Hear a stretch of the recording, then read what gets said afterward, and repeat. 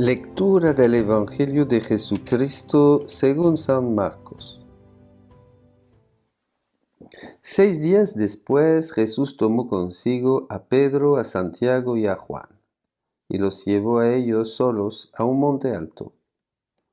A la vista de ellos su aspecto cambió completamente. Incluso sus ropas se volvieron resplandecientes, tan blancas como nadie en el mundo sería capaz de blanquearlas.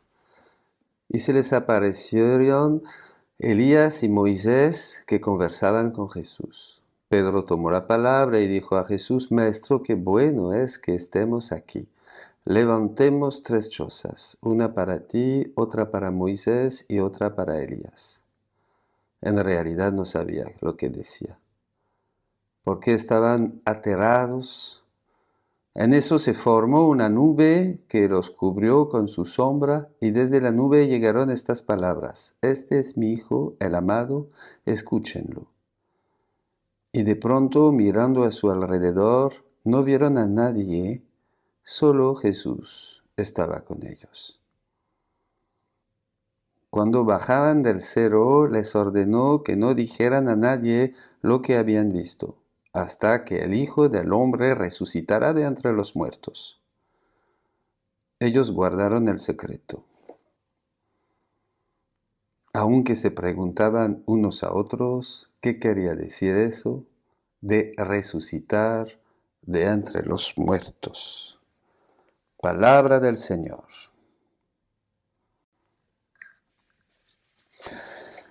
Jesús ha sido transfigurado sobre el monte Tabor. Los discípulos están aquí, sus íntimos.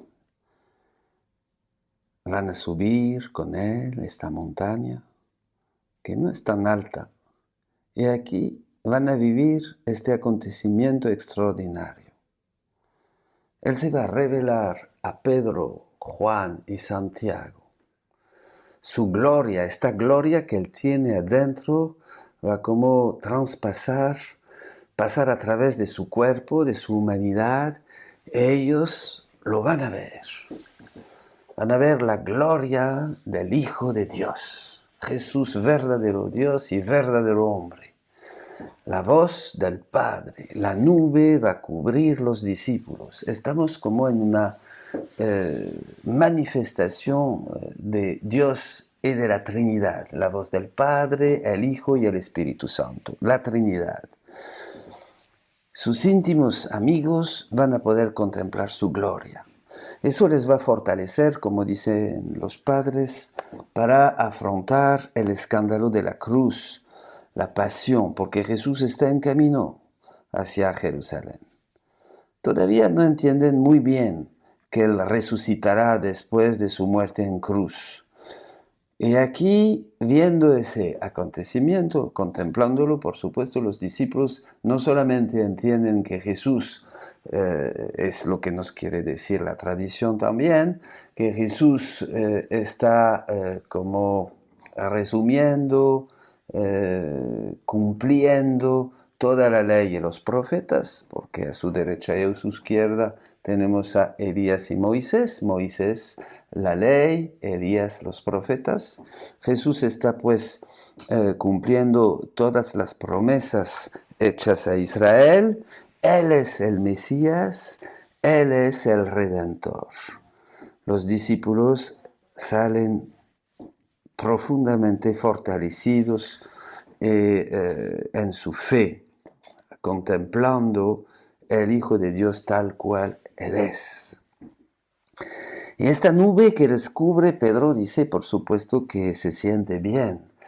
Y yo veo aquí como algo un poco profético.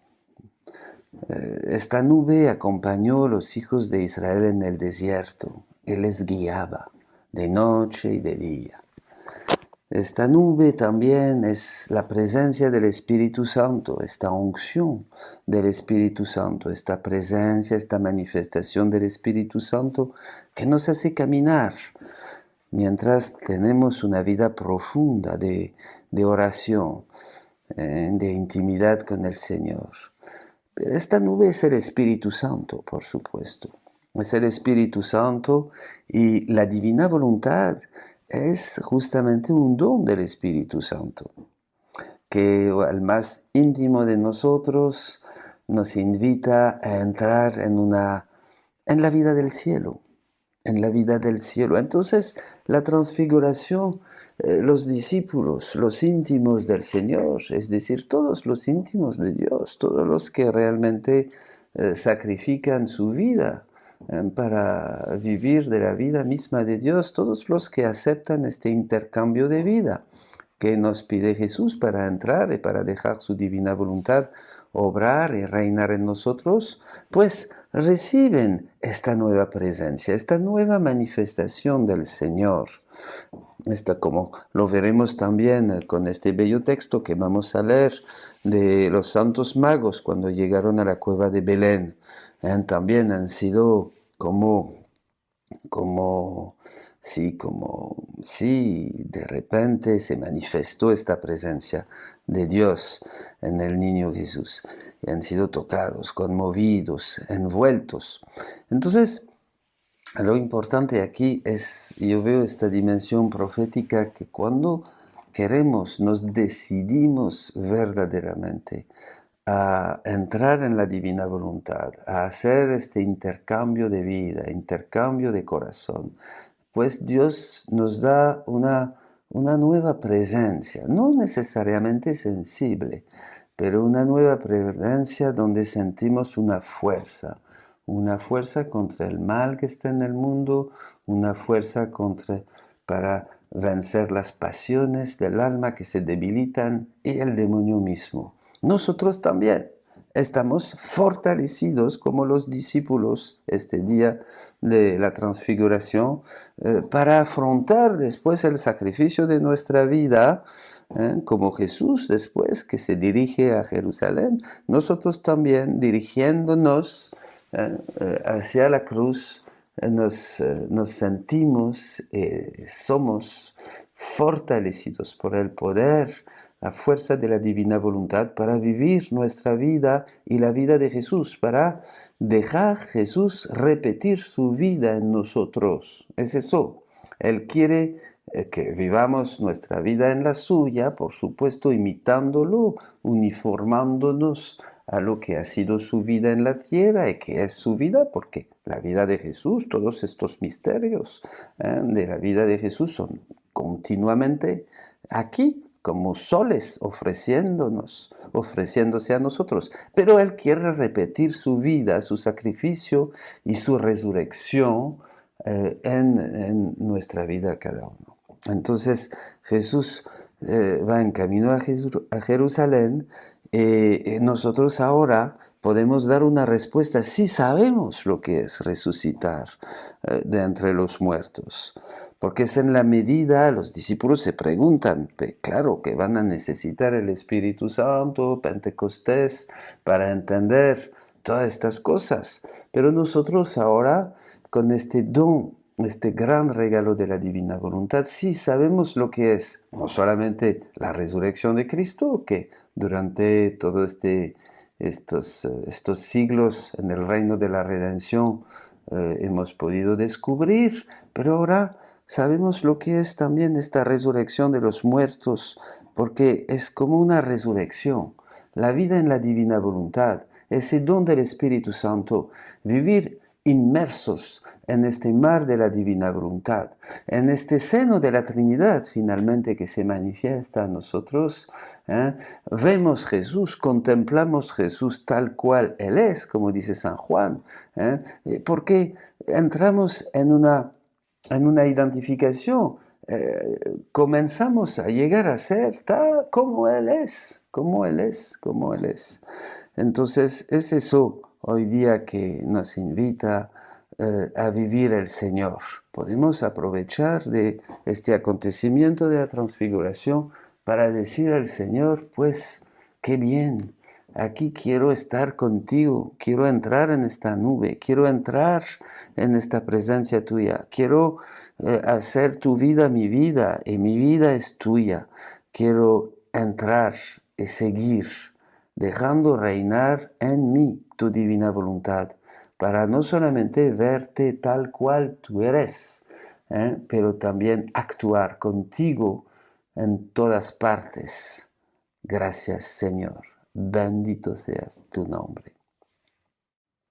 Lectura del Libro del Cielo, 6 de enero 1901.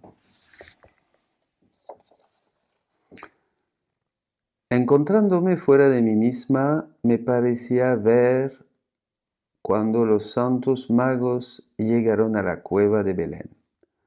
Apenas llegados a la presencia del niño, él se complació en hacer relucir externamente los rayos de su divinidad, comunicándose a los magos en tres modos: con el amor, con la belleza, con la potencia. De modo que quedaron raptados y postrados ante la presencia del niño Jesús. Tanto que si el Señor no hubiera retirado a su interior los rayos de su divinidad, habrían permanecido ahí para siempre sin poderse mover más. Entonces, en cuanto el niño retiró la divinidad, volvieron en sí mismos los santos magos. Se sacudieron estupefactos al ver un exceso de amor tan grande, porque en esa luz el Señor les había hecho comprender el misterio de la encarnación. Luego se levantaron y ofrecieron los dones a la Reina Madre, y ella habló largamente con ellos, pero no sé decir todo lo que dijo. Solo recuerdo que les inculcó fuertemente no solo su salvación, sino que tomarán a pecho la salvación de sus pueblos, no teniendo temor ni siquiera de exponerse sus vidas para obtener el intento. Después de eso, me he retirado en mí misma y me he encontrado junto con Jesús. Y él quería que yo le dijera alguna cosa, pero yo me veía tan mala y confundida que no me atrevía a decirle nada. Entonces, viendo que no decía nada, él mismo prosiguió, hablando sobre los santos magos, diciéndome: con haberme comunicado en tres modos a los magos, les obtuve tres efectos, porque jamás me comunico a las almas inútilmente, sino que siempre reciben algún provecho. Entonces, comunicándome con el amor, obtuvieron el desapego de ellos mismos. Con la belleza obtuvieron el desprecio de las cosas terrenas. Y con la potencia quedaron sus corazones atados a mí y obtuvieron el valor de arriesgar la sangre y la vida por mí.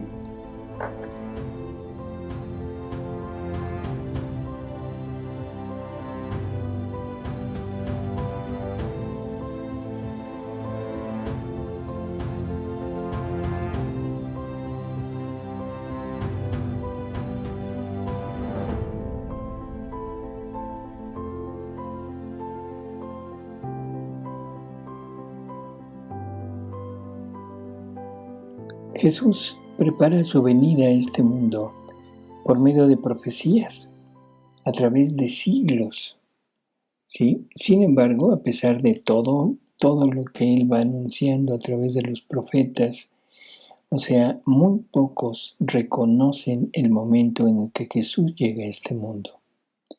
Y si no lo reconocen, mucho menos lo siguieron. Jesús nos dice que hubo un aviso que toda la humanidad vio, que fue una estrella, la estrella de Belén.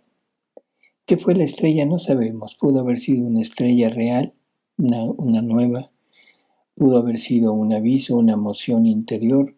No sabemos. No nos interesa saberlo así a pies juntillas. Sin embargo, de toda la humanidad que lo vio, solamente tres llegan a decidirse a seguirlo. decidirse a decir voy a buscar qué es lo que esto significa y sobre todo, no es tanto qué es lo que esto significa, sino voy a buscar en dónde está lo que esto significa. Jesús nos dice que estos personajes, estos sabios de Oriente, tenían dos características fundamentales. La primera, conocían que estaba cercano el advenimiento del Mesías, que debía nacer en el pueblo judío, y que de alguna manera iba a ser de beneficio para toda la humanidad. Ellos no eran judíos, eran de otras nacionalidades. Sin embargo, se deciden a seguir la señal sin saber hasta dónde los iba a conducir. Esto quiere decir que algo había en su interior, algo sabían de que este suceso iba a ser para toda la familia humana. Y segundo, esto que están ellos decidiéndose a seguirlo nos da a entender que poseían un dominio de ellos mismos, un dominio que les permite formar un vacío en su interior, un vacío por el cual ahora quieren llenarlo con la posesión de aquello que anuncia la estrella, y sin tomar en cuenta los sacrificios, las murmuraciones, las burlas, dominándose a sí mismo, siguen la estrella, que va unida a la llamada de Jesús. Y esa llamada de Jesús resonaba en su interior, los iluminaba, los alentaba y decía tantas cosas de aquel al que debían visitar, encontrar y visitarlo. Emprenden su viaje, pero ¿cuál no sería su sorpresa al ver que esa estrella se detiene sobre una vil choza? Hasta aquí, la historia actual es muy similar. No tenemos solamente una estrella como señal, tenemos al mismísimo Jesús, a su iglesia, toda la doctrina explicada, o sea, el Evangelio, todo lo que los apóstoles han dicho de él, lo que la iglesia ha meditado, ha ido entresacando de toda la revelación, de la tradición, en fin, todo esto ya lo tenemos en esta doctrina. Tenemos los sacramentos, etc. Sin embargo, son unos cuantos los que se deciden realmente, en verdad, a buscarlo, sin importar las burlas, los inconvenientes, los sacrificios que se puedan presentar. Ahora, al llegar al final de esta búsqueda, ¿qué es lo que encontramos? Una iglesia santa ella misma, porque su fundador es Jesús, el santo de los santos, pero con moradores indignos, llena de herrumbre, y en lugar de un niño nos encontramos con una hostia que día con día es menos apreciada. Ellos, los sabios, en cuanto entraron en la gruta se arrodillaron, adorando a aquel niño.